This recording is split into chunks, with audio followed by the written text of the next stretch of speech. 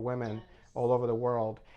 But seriously, I don't even know how to start because I know my story very, very good, but I don't even know how to start with yours. It makes me, I even get nervous because I'm like, you went through like almost over 6 surgeries, you've had a double mastectomy, you've gone back into racing and doing, all these amazing, just all these, what was it, the turf, and I don't even know what to call Oh, them, all these the races. the Uh, obstacle course races. yeah, but on top of that, you're married. On top of that, you have three amazing kids. So Hmm. tell me a little bit about your story, and what did you think when I contacted you? I mean, we ended up, I know, through the radio station. She ended up calling in one of my interviews. I invited her to one of my seminars, which she still has a ticket to go when next one that I do. Um, but at the same time, we that's how we connected, and I never gave up on you. I always said like, listen, I'm here for you. Let's talk, and then you share your story, and it was very, for me, it really overwhelmed me because I know what I went through and I already survived it. But to listen to your story, it really just, it was very powerful. And I'm going to do everything I can to continue to share your story because I want people to find hope in every story, right? So tell me a little bit about how you felt when we how we connected, and then tell us a little bit about your story today. Okay, so as far as us connecting, it was through the radio station. I remember just driving in my car. I don't know if I was going to a doctor's appointment or coming back from one. And when I heard your story, I was in tears. I was just crying because obviously this journey is very emotional, and at times you feel alone. And at that moment, I was like, okay, I'm not alone. Mm-mm. So I really wanted to reach out and, connect with you. So that's what I did. I reached out, and then since then, like, we've spoken. I still need to go to one of your seminars, of course. The next one, yes. And yeah, since then, it's been a pleasure knowing you. Well, I told you, even as your busy schedule goes, this young lady's in school. She's nonstop studying. What are your degree is radiology? What are you studying again? Yes, I'm going to school for radiology technology. Yeah. So, but you have three kids, and give me the ages. I believe it's is it 6, 8, or I have one that's 9. She's going to be 10 next month. 10? My other daughter is 8, 8, and my son is 3. 3, So 3. we are busy. Yeah. So 3, 8, and 10. Two girls, one boy. Before we go into the story, real quick, you think like I do. Those kids will never have a normal life. Those kids have already grown so much, right? Yes. Like they're Yeah. way above 8. They way above 10. Their empathy level is probably crazy over 100. Like, Yes. right? It changes a child when you see a mom go through everything you're going through, right? It really does. It really does. And they appreciate life so much more. And they realize that, tomorrow's not promised. So you enjoy those little moments that we have together. Absolutely. I can only imagine. I look forward to meeting all your kids and your husband, Jonathan. He's been very supportive of you, and that's what it's taken for you to survive this. I know that it takes an army. People forget we don't go through this alone. And even though I talk all the time, God healed me, and I truly believe God has healed Christine. But at the same time, God has put an army around us to help us support, emotionally, physically, and spiritually. And I can only imagine. But those three kids are going to be, I can't even imagine. They're going to go live their life to the fullest because they're going to see mommy and they're like, you know what? Tomorrow's never promised. Let's go do whatever we want to do. Let's go live our dreams, Mm-hmm. right? Yes. So tell us a little bit about your story. I know we have a short amount of time, but I just want to give the audience a little bit of what you've gone through. All right. So my cancer journey, as we call it, it began in July of 2018.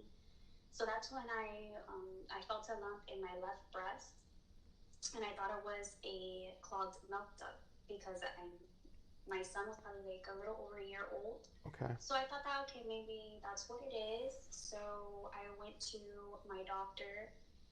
She gave me the prescription for to go get the mammography and the sonography. So once I did that, the doctor let me know that it was most likely breast cancer because I had the lymph nodes in my axillary area. So fast forward, we find I find the oncologist. The oncologist, we do all the tests, the PET scan, the CT, all these numerous scans that you feel like a guinea pig in the beginning. Yep, you To do. come to find out, it was stage 3C breast cancer. So it was almost a stage 4, but they got the lymph node. I had one extra lymph node, and it tested negative. Okay. So yeah, But that's what they want. you went into, did you go into surgery first? No, I No. had to wait for surgery. So Okay. what I had to do is I had to go through chemotherapy first, and then I had to, after chemo, that's when I did the surgery, and then after I healed from my surgery, that's when we did the radiation to kill whatever was left there. How many rounds of chemo did you do? 16 rounds of 16 rounds. And chemotherapy. how many chemos per round? Let me see. Two per Well, round? the first four, it was the adriamycin and cytoxin, Okay. and then after that, it was another one. I don't really remember the name of it, or maybe it was adriamycin and then cytoxin. So you started with two and then they went to one to finish off. Yeah. Okay. So was that outpatient or were you staying in the hospital like me? No, it was outpatient. Outpatient. So So I you would go at back first home. every other Thursday, and then it was every Thursday. So you go back home, but you go back home to a full house. Yes. So I'm assuming that everybody cleaned Yes. because remember our immune system is very, very, we have to, everything has to be clean specifically because if not we get sick, we die. So, and then so we don't die of cancer, we just got die of something else. So you went through that and then you had your double mastectomy. This is something my mom had, and I've only shared this a few times. My mom, after I went through cancer, got both of her breasts removed. And it was a very emotional thing for me because I'm like, but my mom was trying to prevent. She did it as preventative, but it's one of the hardest decisions I think that any woman can make to remove your breast. And what went through your mind when you did that?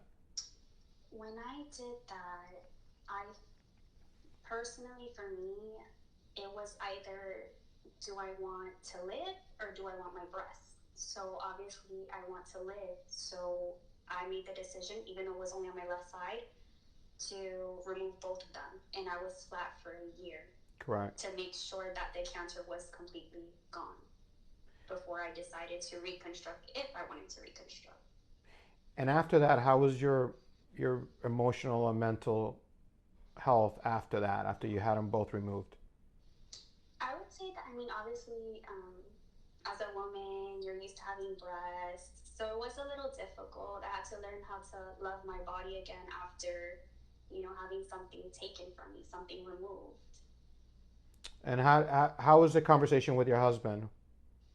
Oh, he didn't mind. He was like, I'd rather have you here than your breast. Exactly.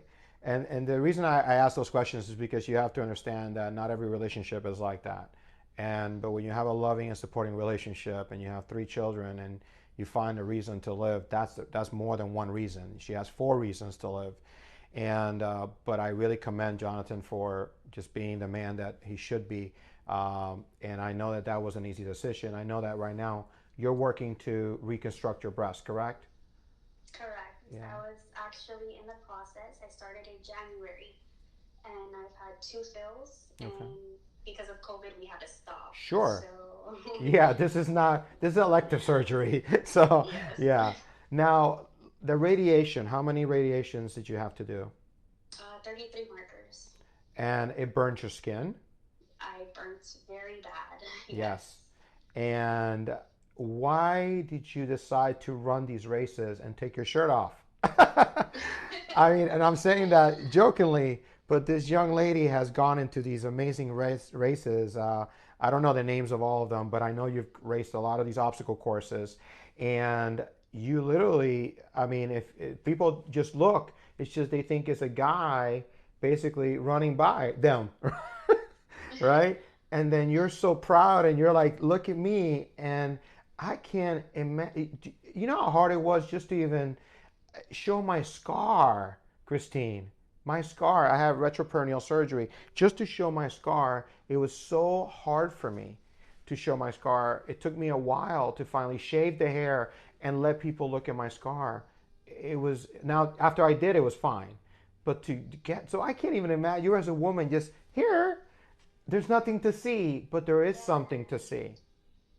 I actually did that after the first race that I did, and that was 2 weeks after I had my double mastectomy. So I had tape over it in the Yes, beginning. I have one picture that I have the tape over. I saw that. So I did that one, and I was like, let me just like live in the moment. So I just took my shirt off. So, in a sense, I can inspire like other besties that have been through this. That yes, you can do it. You can do anything you put your mind to. Cancer.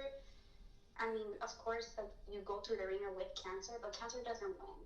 Mm-hmm. It never wins. And then, as far as the Spartan one, where you can see my radiation burn, I Yes. had finished radiation the week before, and I was not gonna let that stop me from doing something that I enjoy, that I love.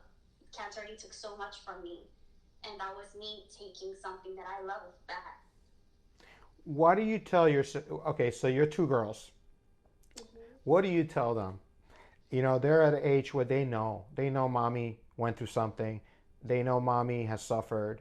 What do you tell your two girls? I mean, because they're at that age right now that they're going to, at the teenage, almost teenage years, they're going to start developing, they're going to start thinking about being a woman, and mommy went through this. How do you explain that to two young girls like that? Well, okay. I mean, when as I was going through it, I had to be there for them. I had to pick up the pieces because every night my daughter was crying and I would hear her. So I would walk in the room and she's like, Mommy, I want you to die. And I'm like, I'm not going to die, baby. I'm not. I'm living for you. Every day that we're here, it's a blessing. As they get older, they might have that fear. But I did get tested for the BRCA gene and I'm negative for it. So we don't have that gene. Amen. But let's say if they ever get scared that they could get it because I had it and mine was very aggressive, they can most definitely have the preventative surgery and I'll support them 100% because Amen. it's their body and they should do what they feel is right for their body. Now, for me, and you know my story, I talk about cancer led me to my purpose. How do you see cancer in your life? I feel like I was given a second chance. Um, Obviously, like when I thought that I was a stage 4, I went through the stages of grief. So one of those stages of grief is bargaining, where you're like, oh God, please, if you give me a second chance, I promise I'll do X, Y, and Z. So now that I have that second chance, I am doing my best to uphold what I said. I want to do X, Y, and Z, which means that I want to be obviously a better mother, a better person in general. A lot of people remember me. I have neighbors that would talk to my husband.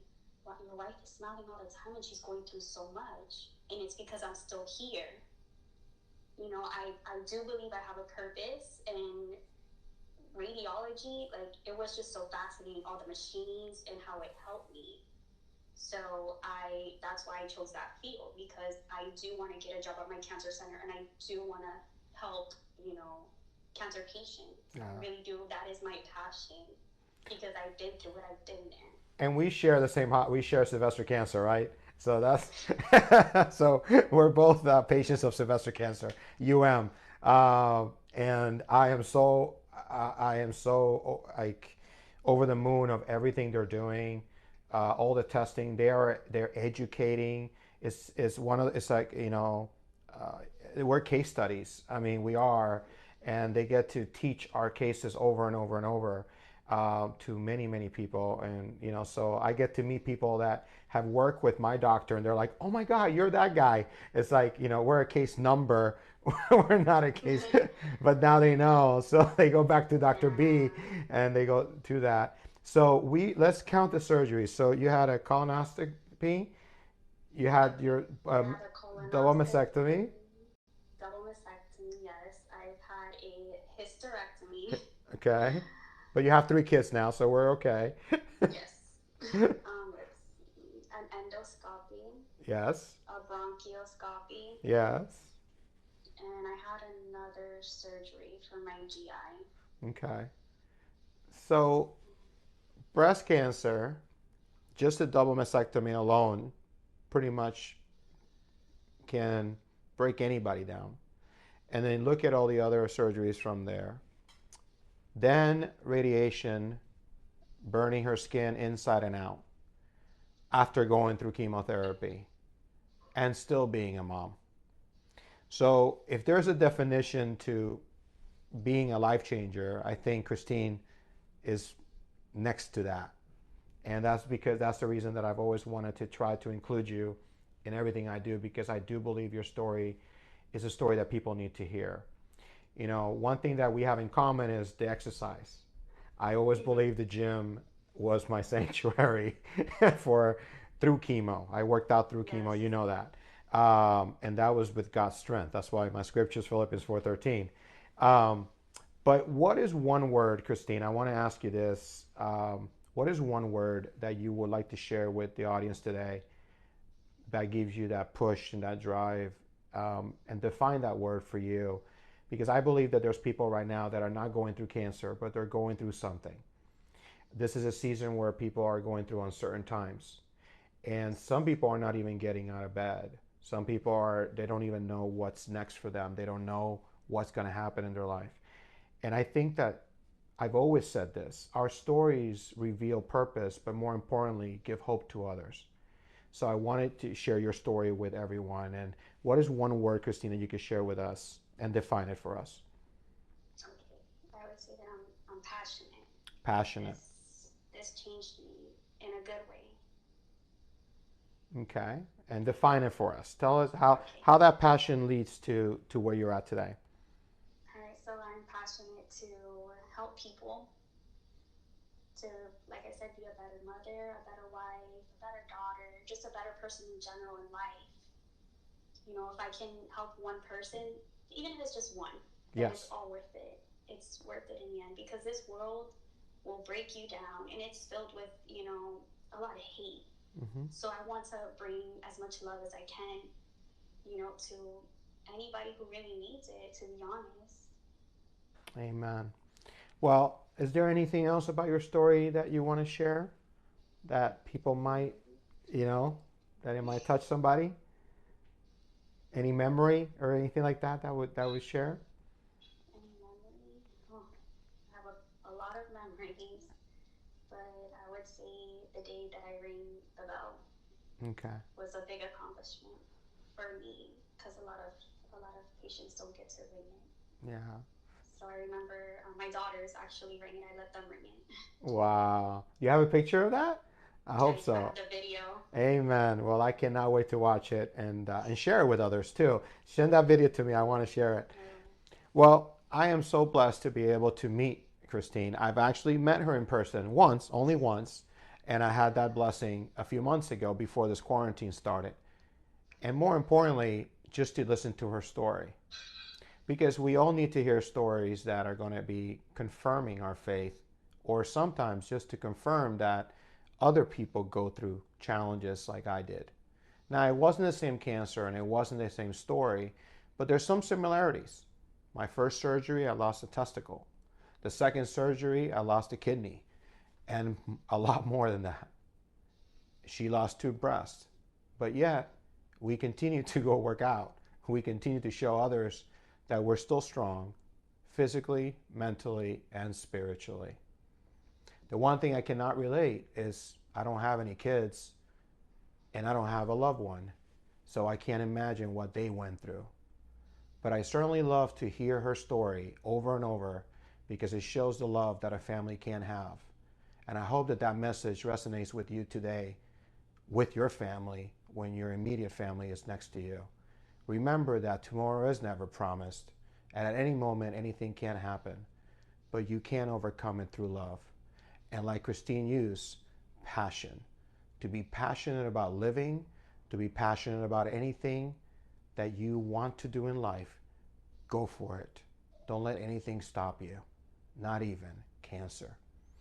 Again, I want to thank Christine for this amazing message today of hope to a lot of you. I look forward to sharing more of her story someday, and I look forward to witnessing her speak her story on stages, maybe even a book that comes out, because I do believe her story needs to be read and told. Again, thank you for joining me in this segment of Life Changers for Life. And like I always say, Find hope, have faith, and live every day with a purpose. God bless you guys, and good night.